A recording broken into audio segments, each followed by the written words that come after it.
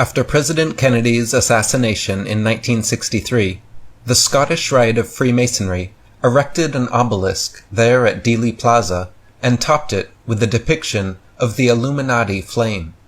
On his grave in Arlington Cemetery, they lit an eternal flame, which still burns to this day.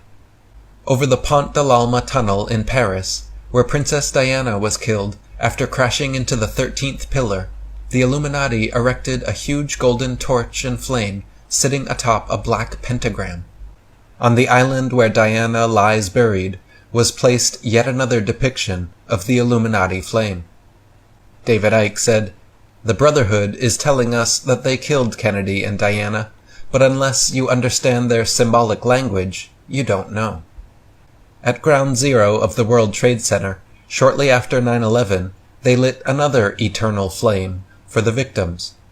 Overlooking the fallen World Trade Center buildings in New York Harbor stands the Freemasonic Statue of Liberty, also holding up the Illuminati torch. Another few blocks away, in Rockefeller Center, the Rockefellers erected a huge golden statue of Prometheus carrying the lighted torch. This Illuminati symbol is found on the dime, the DIA seal, Indiana's seal, the symbol of the Olympic Games, CBN, the National Front, the Better Business Bureau, and many other places where the Brotherhood's fingers have delved. Jordan Maxwell wrote, "The torch, of course, the Olympic torch, is the torch of Prometheus, the god who stole fire for the service of man." And again, as we said, in New York, in front of Rockefeller Plaza, you will see the statue of Prometheus, holding in his hand a flame, the torch, the fire of revolution. The dime, of course, inscripted on the back, you will find the torch of illumination. It's still there today. The Statue of Liberty has the torch. Of course, on all universities and colleges, we find in their symbols and emblems that they have the torches, symbolically standing for illumination of the Illuminati. As a matter of fact, when you are a graduate from a university, you become an alumni, which is taken from, obviously, Illuminati, emphasizing that you become illuminated when you go to a university. The torch is also used in the Amoco oil logo. It is found many, many places. David Icke wrote, "Their most used symbols are the lighted torch, the symbol of knowledge, and the sun. When an initiate reaches a certain level in the pyramid, they are said to be illuminated." More symbolism of the lighted torch. One of the recurring stories in the ancient world is of a hero figure who takes fire, knowledge, from the gods and gives it to the people, the chosen few people, that is. At the Rockefeller Center in New York today is a gold statue of Prometheus, gold, the solar metal of the gods, and he is holding the light, the fire, in line with the legend. To the Rockefellers, this is not just a statue. It is a symbol of the whole scam they are involved in. Following the Illuminati torch symbol begins to unravel a larger mystery. The Brotherhood goddess Isis Semiramis holds the torch of enlightenment in the Statue of Liberty, as well as the Columbia Pictures and Columbia Records logo. Columbia University's symbol is also the torch and flame.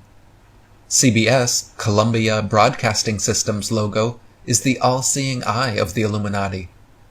The capital of the United States is Washington, D.C., which stands for District of Columbia. America was discovered by a man named Columbus. The Fraternal Order Knights of Columbus have been exposed aiding the drug trade in Colombia, the country. Columbia is the NASA space shuttle that blew up. Columbine is the high school that suffered the mass shootings. What is going on here? Jordan Maxwell wrote, "It goes back to a group of Freemasons that came to this country before the founding of our Constitution, who were called the Columbians, known as the Columbian faction. They founded what we know as Columbia University. Out of that has come Columbia Space Shuttle, Columbia Pictures, and Columbia Broadcasting, CBS, with the all-seeing eye on the pyramid as their symbol. As a matter of fact, our government, our so-called government, is not even a part of our country. It is an area called the District of Columbia. It is a separate district, not part of America at all. The simple truth behind that fact is that there was a section of the geography in this country that was set aside by a very powerful group of Freemasons called the Columbian faction, working behind the scenes during the founding of this country. The fourth and highest degree emblem in the Knights of Columbus depicts a dive-bombing white dove. The French word for dove is colombe. Sacrificial doves representing virgins were known in Masonic circles as the colombe. Many of the British royal crowns and scepters are topped with the white dove. This is the same royalty that gave us the pseudonym Christopher Columbus as the man who discovered America. David Icke wrote, "The Statue of Liberty is the symbolic image of the goddess worshipped by the Illuminati bloodlines since they were based in Babylon and before. She goes under many names, including Queen Semiramis, the branch-bearer, who was symbolized as a dove. When the Illuminati bloodlines moved their headquarters to Rome, the goddess was worshipped as Venus Columba, or Venus the Dove. The French word for dove is still colombe. This is why a man who signed his name Colon is known to official history as Columbus. He was bearing the branch of the dove into the Americas in 1492, and was given this symbolic name relating to the Illuminati goddess. The symbols of the three main political parties in the United Kingdom, which serve the structure headed by the Queen, are the lighted torch, Conservatives, the red rose, Labour, and the dove, Liberal Democrats. At the time of writing, their three leaders are Tony Blair, Bilderberg Group, William Hague, Bilderberg Group, and Paddy Ashdown, Bilderberg Group. Just a coincidence, nothing to worry about. Did you know the Statue of Liberty was given to America by French Freemasons? There is another statue just like it in France, on an island in the Seine. The character propagated as Lady Liberty, supposedly derived from the Roman goddess Libertas, is simply a patriotic pseudonym for the public. Lady Liberty has been known throughout history as Isis of Egypt, Semiramis Ishtar of Babylon, Athena of Greece, Astarte of Syria, Cybele of Rome, Ashtoreth of Israel, and Diana of Ephesus. She is the pagan mother goddess of the Brotherhood, nearly always depicted dressed in robe, wearing a crown of thorns, and carrying the torch of illumination. She is symbolic of both the moon and the dog star Sirius, which is why the English word for God is simply dog backwards. The dog days of summer was coined after Sirius and was believed to be an evil time. J. Brady in Clavis Calendarium says, "The dog days were known as a time when the seas boiled, wine turned sour, dogs grew mad, and all creatures became languid, causing to man burning fevers, hysterics, and frenzies." This hot time was associated with hot-headedness. This is why you're serious when you're serious. This is also the occult origin of the all-American hot dog. July 4th, America's Independence Day, just happens to be the second of Sirius's dog days, an important date to the pre-Masonic Knights Templar. Graham Hancock wrote, "It is the date of the Templars' massive defeat by Muslim armies in the Holy Land at the Horns of Hattin on 4th of July, 1187, which was followed by the loss of Jerusalem to Christendom.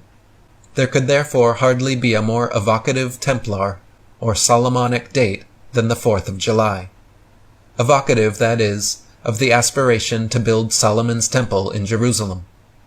The reader will also be aware, of course, that the 4th of July is Independence Day in the U.S., commemorating the signature of the Declaration of Independence and converting the date forever into a powerful talisman that spells out independence and freedom for the New World, and now, by and large, for a New World Order.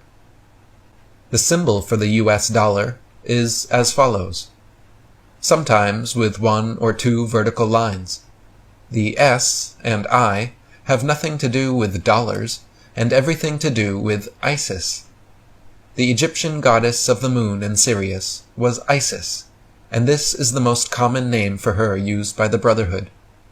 The dollar sign is actually an occult talisman to this Illuminati goddess.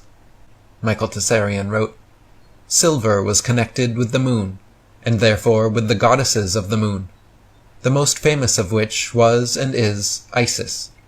So her name became the symbol of money. We find this today in the cleverly camouflaged motif of the dollar sign, which is nothing more than the sigil for the name of ISIS, but fused together in an ingenious manner."